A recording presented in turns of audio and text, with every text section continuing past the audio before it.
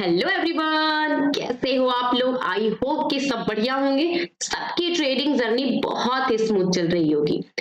आज market analysis की इस वीडियो में मैंने मार्केट राउंडअप की वीडियो को भी, कुछ टॉपिक्स को भी कवर किया, क्योंकि मुझे अभी थोड़ी सी जल्दी में कहीं निकलना है, तो मैं सोची कि फटाफट वीडियो को शूट करूं और आपके साथ शेयर करूं। आज मार्केट में जिस तरीके से हुआ, पैनिक सिचुएशन हुआ।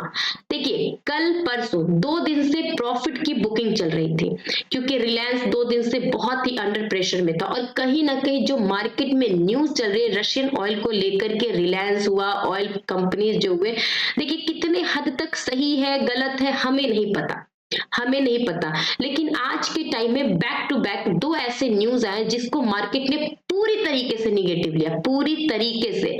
अब देखो, कहते हैं ना, डेटा और न्यूज, किस पे हम काम करें। अब जो न्यूज सडन आते हैं वो हमारे कंट्रोल में नहीं है कि कब पॉजिटिव आएगा कब निगेटिव आएगा, या मार्केट पॉजिटिव न्यूज को, निगेटिव न्यूज को किस तरीके से रिएक्ट लेगा, ये हमें नहीं पता रहता। हमें क्या पता रहता है कि डेटा किस तरीके से बने, डेटा पॉजिटिव है निगेटिव है, किस डायरेक्शन को अप्रोच करना रिस्क रिवॉर्ड सही है, किस डायरेक्शन को अप्रोच करना सही नहीं है। ये सब चीजें हम कैलकुलेट करते हैं ना। आज के दिन मार्केट में वही हुआ। पूरी एक तरफा रिलायंस ने मूव किया 2 दिन से, और जाते जाते आईटी ने भी ओवरऑल एक जो ट्रेंड होता है ना उसको निगेटिव कर दिया, क्योंकि बहुत सारे इंपॉर्टेंट सपोर्ट लेवल ऐसे ब्रेक हुए जहां पर मार्केट ने पूरी तरीके से बायर्स के एसएल हिट किए, 1 by 1 back to back SL hit हुआ है। और ऐसा नहीं है कि आज आपके बैंकिंग सेक्टर निगेटिव थे, नहीं। आप देखना निफ्टी बैंक के चार्ट्स को, हम आगे की वीडियो में कंटिन्यू करेंगे। देखो, एक तो पहले चीजें आज क्या क्या हुई, मैं ये चीज कह सकती हूँ, जिसने ट्रेंड के हिसाब से फॉलो किया उसको मोमेंटम अच्छे मिले, पॉइंट्स अच्छे मिले, कैप्चर किया, प्रॉफिट हुआ होगा। लेकिन फ्लो में जिसने बार बार अटेम्प्ट किया होगा, ओवर ट्रेडिंग की होगी, एक बार बुक किया फिर अटेम्प्ट किया होगा, फिर बुक किया अटेम्प्ट किया होगा, तो कोशिश में हो सकता है कि डायरेक्शन आपने उल्टा किया होगा।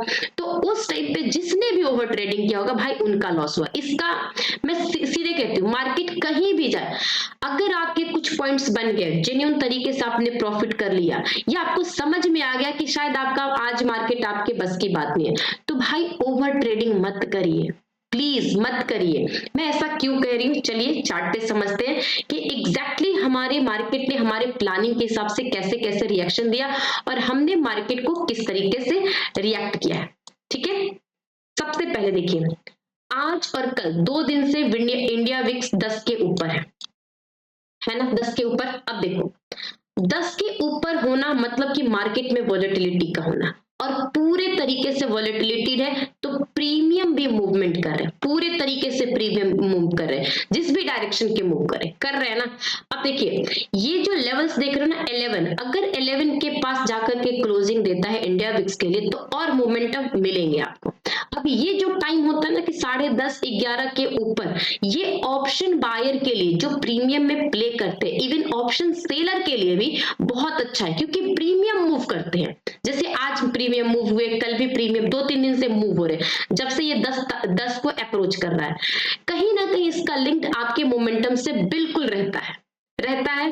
ओके, अब चलिए, सबसे पहले हमने मार्केट को आज क्या किया, ट्रेड टेलीग्राम ग्रुप पे चलते हैं। देखिए, हमारे मार्केट में मैंने क्लियर बोला था, हमारी सबसे दिन की शुरुआत कहाँ होती है, हमारे प्लानिंग से होती है। मैंने क्लियर बोला था कि निफ्टी 26,080 और 180 इसी रेंज में अटका हुआ है। कल भी 26,080 के पास इसने सपोर्ट लिया, 180 के पास बाउंस किया था। निफ्टी बैंक 59,720 और 50, ये लेवल बहुत इंपॉर्टेंट है, क्योंकि इसके नीचे या ऊपर यही आपको पता चलेगा। ओके, सेंसेक्स 84,800 780 जब तक नीचे सस्टेन करे तभी शॉर्ट बनेगा, और ऊपर के लेवल पे 85,020 और 50 के ऊपर ही लॉन्ग बनेगा। ये हमारी प्लानिंग के हिसाब से हमने आज का रोड मैप बनाया था ना।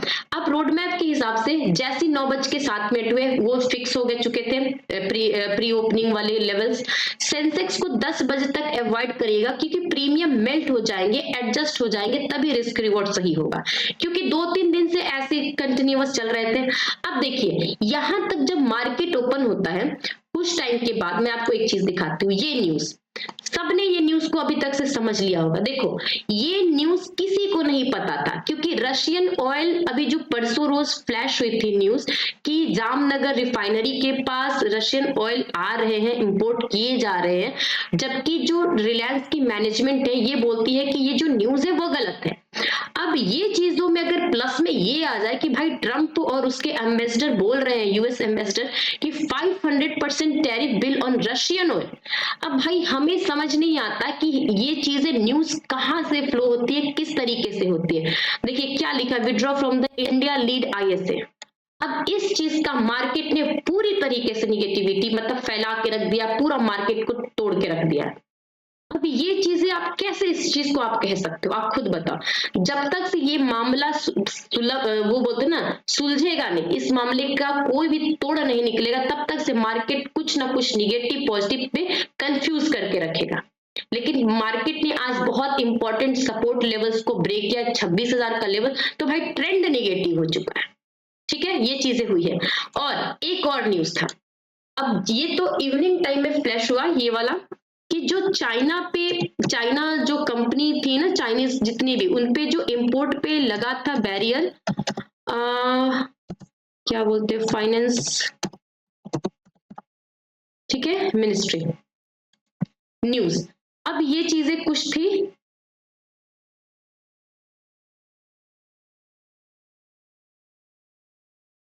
कुछ न्यूज थी, मैंने अभी ओपन नहीं किया। देखिए ये है, restrictions on Chinese form by the government contracts to sources से न्यू दिल्ली, ये चीजें हैं। अब ये एग्जैक्टली सही है कि गलत है हमें नहीं पता। जो बैन 2020 में लगे थे उसके बाद इंडिया और चाइनीज बीच में जो भी कॉन्ट्रैक्ट्स होते थे उसको बंद कर दिया गया था, बट उसको अब ओपन किया जा रहा है। अब जो कॉन्ट्रैक्ट्स है उसको फिर से रिन्यू किया जा रहा है, तो हो सकता है कि बहुत सारे कॉन्ट्रैक्ट्स हो, बहुत सारे चीजें ऐसी होगी जो हम इंडियन, मेड इन इंडिया चाहे मेड इन जो कंट्री होते हैं वहां से करते हैं, तो उसके बदले फिर से चाइना से इंपोर्ट होने लगे, हो सकता है ना। तो ये हमारी कंट्री के लिए, जो हमारी कंट्री में इसका जो भी कॉन्ट्रैक्ट्स हो, कॉमर्शियल टाइज वगैरह वगैरह जो भी आइटम्स हो सकता है कि हमारे लिए ये चीज निगेटिव हो सकता है। तो मार्केट ने इसको भी निगेटिव ले लिया।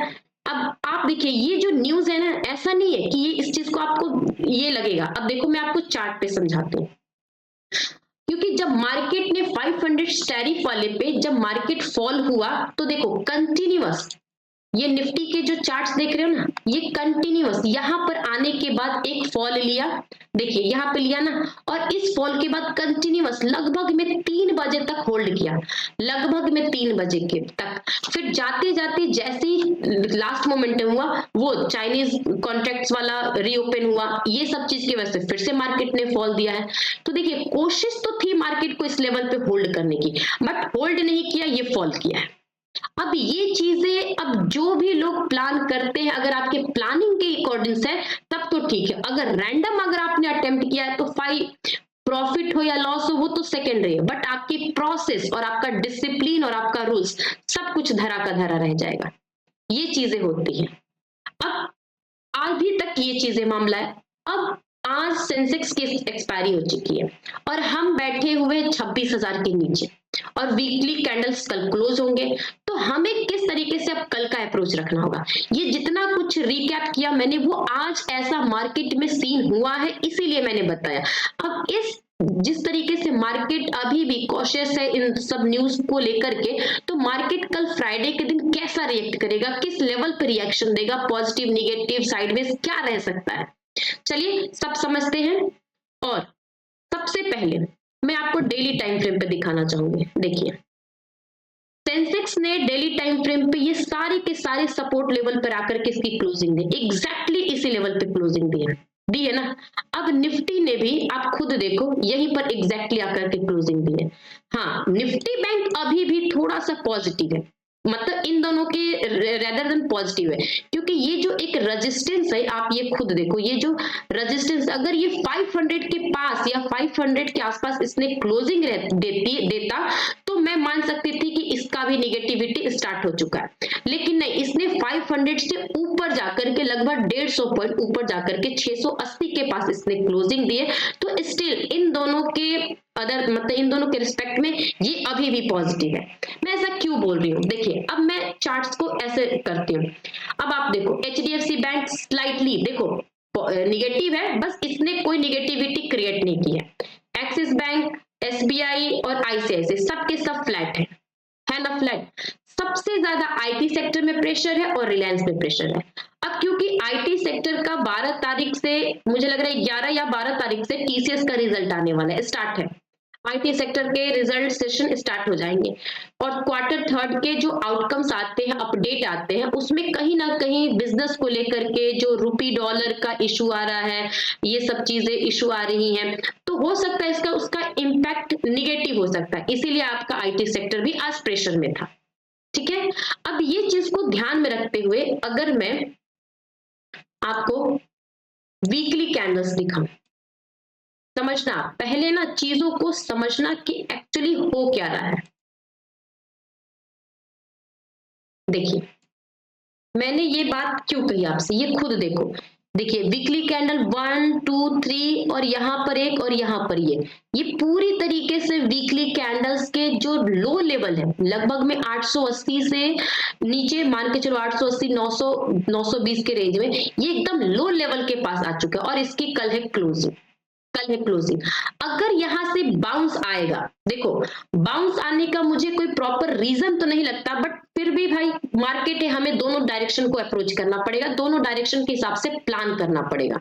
अब देखिए यहां पर दोनों ये जो कैंडल्स है ना, अगर जरा से भी इस कैंडल्स को बाउंस मिलता है, क्योंकि कल क्लोजिंग इस वीकली कैंडल की, तो हो सकता है कि 980 तक का मार्केट आपको अटेम्प्ट करेगा। मैं इससे ज्यादा अभी नहीं देख रही, 980 तक का, जस्ट यहां से 100 पॉइंट्स और ऊपर के साइड जा सकता है, इससे ज्यादा मैं अभी पॉजिटिव नहीं देख सकती हूँ, क्योंकि पॉजिटिव होने के लिए कुछ मार्केट में होना चाहिए, बट वो ऐसा है ही नहीं। ठीक है, अगर इस लेवल से नीचे जाएगा तो फिर आपका यहाँ पे लगभग में 720 के लिए फिर से डोर ओपन हो जाएगा, यहां तक के लिए। ठीक है, 720 के लिए डोर ओपन हो जाएगा। अब किस डायरेक्शन को मार्केट अप्रोच करेगा हमें नहीं पता, अब वो कल डेटा बताएगा कि इंट्राडे में आपको अपॉर्चुनिटी मिलती है तो किस डायरेक्शन की मिलती है। ओके, इस तरीके से सेम आपका निफ्टी बैंक भी, जब तक से ये 500 और 480 के ऊपर है तब तक से साइडवेज हो सकता है। अगर इसके नीचे गिरेगा, हो सकता है कि कल आपको बैंकिंग सेक्टर निगेटिव कर दे, तो फिर से आपको ये 59,200 तक का डोर्स ओपन हो जाएगा। ओके, ये डेली टाइम फ्रेम का है। सेम सेंसेक्स की आज एक्सपायरी हो चुकी है और ये पूरे दिन के लो लेवल पे जाकर के इसने क्लोजिंग दिया है, देख रहे हो ना आप। तो बचा यहाँ पर एक गैप, तो जरा सा भी ये नीचे गिरेगा तो फिर से इसका डोर ओपन हो जाएगा लगभग में 800 के लेवल तक का, 800 820 ऐसे के लेवल तक का ओपन हो जाएगा, यहां तक का ये लेवल्स। सब कुछ के लिए प्रिपेयर रहिए, हमें नहीं पता कि अचानक से हमारे सामने कैसा आ जाए। ओके, चलिए अब समझते हैं कि 5 मिनट टाइम फ्रेम पे क्या हुआ और हमने किस किस तरीके से अप्रोच किया था। फिर मैं आपको बताऊंगी कि एग्जैक्टली 5 मिनट पे किस तरीके से चार्ट बनी है। देखिए 9:26 पे जब मैंने पहले समझा था, आप खुद देखो मैंने क्या बोला कि सेंसेक्स भाई 84,800 के लेवल पे पुट और कॉल दोनों की ओआई बनी हुई है, अभी तक स्टक है सेंसेक्स में, मैं बोला। अब सेंसेक्स का मैं आपको चार्ट दिखाती हूँ। देखिए अब आप खुद देखो और खुद बताओ। देखिए ये जो 800 का लेवल है ना, 750 और ये 800, देखिए यहाँ पर है ना 850, ये 750, लगभग में मार्केट ने इस लेवल को 10 सवा 10 बजे तक मतलब प्रोटेक्ट किया था। 10 सवा 10 बजे तक ये जो लो लेवल है यहाँ तक प्रोटेक्ट किया था, ये देख रहे हो ना यहाँ तक। देखिए 10 सवा 10 बजे तक इस लेवल को प्रोटेक्ट किया था, बट उसके बाद रिलायंस गिरा, आईटी सेक्टर और प्रेशर आने लगे, न्यूज वगैरह होने लगी। फिर जो इसने 9EMA को पकड़ा, पूरी तरीके से ट्रेंड निगेटिव किया, बैक टू बैक, एक के बाद एक। भाई इसकी एक्सपायरी है तो एक के बाद जब एक बायर के एसएल हिट होते हैं तो फ्लोर नीचे जाता है, फिर उसके स्ट्राइक प्राइस का एसएल हिट होता है, फिर यहाँ पर एसएल हिट, फिर थोड़ा सा कंसोलिडेट किया, फिर एक इंपॉर्टेंट 84,500 को तोड़ा। जब 500 से पोजीशंस निकलने लगे तो टक टक कर करके सीधे ये 200 तक पहुंच गया, 200 के स्ट्राइक तक पहुंच चुका था। अब यहां पर जिसने भाई अटेम्प्ट किया उसके एसएल हिट होंगे, और ऐसा नहीं है कि मैंने मना नहीं किया। देखिए मैंने यहाँ पे बोला कि डेटा को देख लेना तभी कोई ट्रेड लेना, यहाँ पर क्योंकि दोनों जगह पे टशन लगी थी। देखिए 9:40 पे मैं भी उस टाइम पे बैठी थी ट्रेड लेने के लिए कि मुझे एग्जैक्टली कोई एक डायरेक्शन मिले, लेकिन जिस तरीके से मोमेंटम 10 बजे तक साइडवेज था, मुझे लगा कि इस जगह पे स्टक कर सकता है, लेकिन न्यूज, डेटा, रिलायंस सब कुछ निगेटिव होने लगे। ठीक है, देखिए ये भी इस लेवल पर कल भी सपोर्ट था, आज भी अभी तक सपोर्ट कर रहा है 10:15 बजे तक, बट उसके बाद देखिए एक ही मिनट के बाद आज IT and Reliance, Nifty and Sensex को स्टक किए हैं, ऊपर जा रहे हैं, ऊपर नहीं जा रहे हैं, ना ही स्लो मोमेंटम नीचे की तरफ है, नीचे भी स्लो मोमेंटम है।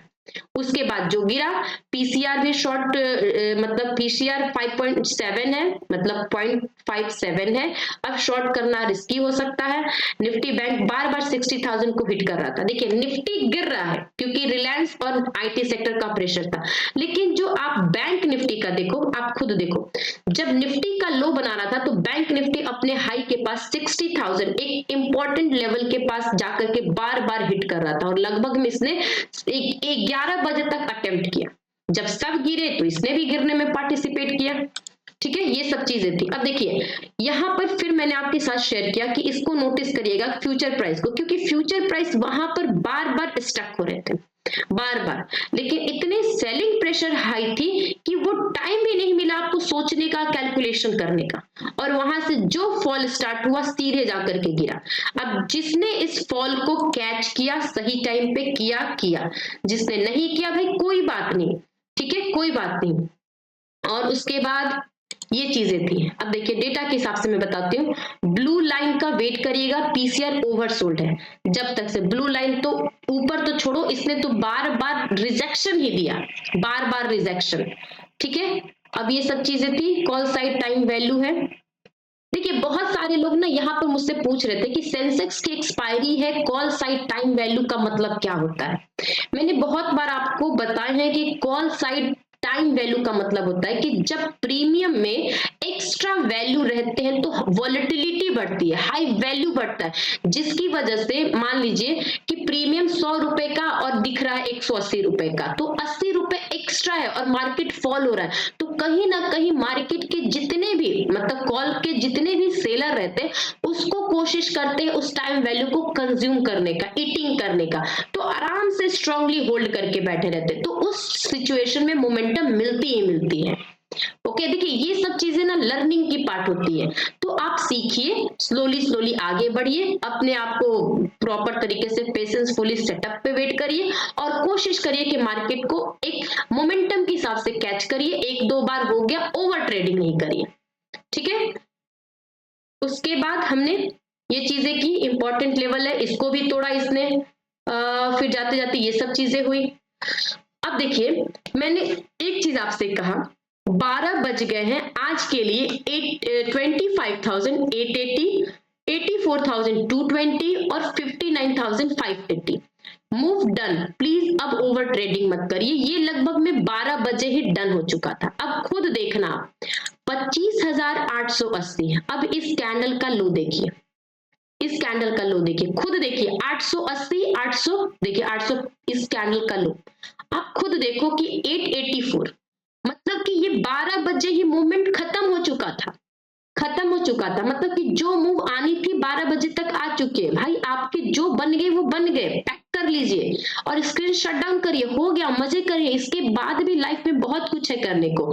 ये मैं निफ्टी का चार्ट बता रही हूँ, और सेम सेंसेक्स की देखो, इसमें भी जब मूव आया, देखिए एग्जैक्टली 12 बजे 84,200, मैंने इसमें भी बोला मूव डन, फिर उसके बाद मैंने निफ्टी बैंक को भी बोला, देखिए 84,005 ये वाले लेवल पे, उसी टाइम पे मुझे लगा कि नहीं, चार्ट और डायरेक्शन जिस लेवल्स को तोड़ के जहां तक पहुंचना था भाई पहुंच चुका है। अब ये 3 घंटे मार्केट ऊपर नीचे करके डांस करेगा और आपका सिर्फ एसएल हंट करेगा और आप बार बार ओवर ट्रेडिंग करोगे और आप इधर उधर कोई डायरेक्शन नहीं मिलेगा, जो जहां जाना था पहुंच चुका है, उसका जो एक स्पेस था वो खत्म हो चुका है। ये चीजें थी। उसके बाद आप खुद देखिए, मैंने ये चीजें बोली डन, और उसके बाद सीधे मैं 3 बजे स्क्रीन को ऑन किया। 3 बजे जो मुझे लगा आज बस कुछ ज्यादा ट्रेड हो गया होगा, ये मत बोलिएगा, ठीक है। अब जिसको भाई जो चीजें मिलनी थी वो मिल चुकी है, अब फिर भी आप अटेम्प्ट करोगे जो चीजों को बार, मान लीजिए कि चांसेस है 99% की नहीं मिला, 1% चांसेस होता कि फॉल आता, क्या आप 1% के लिए भी 3 घंटे वेट करोगे?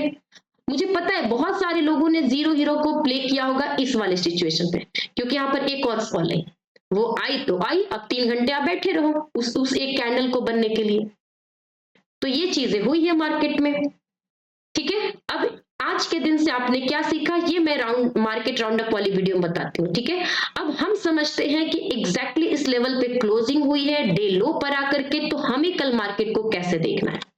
ओके, सबसे ज्यादा जरूरी है, अभी ऑप्शन चेन देखने से कोई फर्क नहीं पड़ेगा, कोई मतलब फायदा नहीं है, क्योंकि ऑप्शन चेन कब देखते, जब एक्सपायरी रहती, डेटा किस तरीके है, क्योंकि कल फ्राइडे है, सैटरडे संडे फिर से वीकेंड है, अभी किसी की एक्सपायरी नहीं है, अब मंडे को है, ट्यूसडे को एक्सपायरी है, तो ये चार्ट्स के हिसाब से क्लियर है 940 960, इसके ऊपर जब तक से मार्केट सस्टेन ना करे और ये मूविंग एवरेज अप ट्रेंड ना हो तब तक से लॉन्ग मत करिएगा। हो सकता है कि 860 से अगर मार्केट चलना स्टार्ट करे तो 960 970 यहां तक जाए, एक यहां पर स्पेस बनता है, ठीक है। और अगर इसके नीचे गिरना शुरू होगा तो क्लियर है, देखिए पहला डोर इसका 780 तक स्टार्ट होगा, ठीक है, पहला डोर 780, और अगर उसके बाद टिका, इसके बाद टिका तब जाकर के 720, पहला डोर मुझे 780 तक, मैं अभी इससे ज्यादा एक्सपेक्ट नहीं कर रही।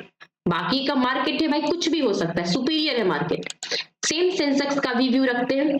अब देखिए सेंसेक्स ने अपने आप से एक लेवल बना दिया है, ये जो 420 जो देख रहे हो ना यहाँ पे 420, ये एक रेजिस्टेंस है, हो सकता है कि इसका यहां से चलना, ये क्लोजिंग से अगर चलना स्टार्ट करे तो फ्लो में ये पहले 480, यहाँ पर 480 और फिर 520, ये रेंज में जाकर के अटक सकता है, ठीक है, यहां तक पहला फ्लो में, लेकिन उसके ऊपर ही आप एक लंबे लॉन्ग साइड का व्यू रखिएगा, यहां तक जा सकता है, और अगर यहां से नीचेगा तो फिर यहां के बाद आपको सीधे 83,800 तक, 83,800 तक, 83,800 तक यहां के लिए डोर्स ओपन हो जाएंगे। अब डिपेंड करता है कि मार्केट कैसे रिएक्ट करता है।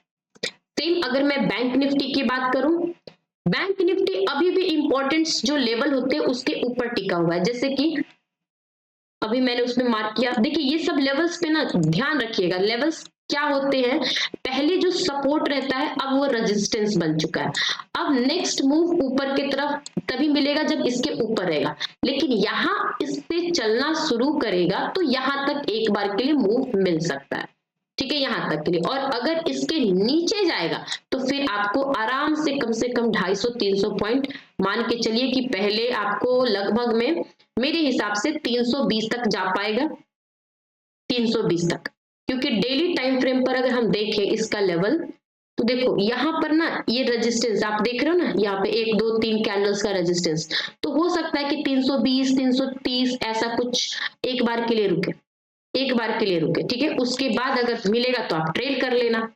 ओके, तो इस तरीके से आप अपना प्लानिंग बनाइए, प्लानिंग के हिसाब से एग्जीक्यूशन करिए, जैसा प्रोसेस फॉलो करोगे रिजल्ट उसके हिसाब से मिलेगा। ओके, अगर वीडियो अच्छी लगे तो प्लीज लाइक करिए और पहली बार आए तो सब्सक्राइब करो। देखिए अगर कोई भी डाउट रहता है, कोई भी चीज रहती है, अगर आप कमेंट में करके पूछोगे तो मैं डेफिनेटली बताऊंगी, क्योंकि मेरा टेलीग्राम ग्रुप का लिंक हमेशा मेरे डिस्क्रिप्शन बॉक्स में रहता है, वहीं से आप ज्वाइन करना। Okay, have a good day, enjoy your day, thank you.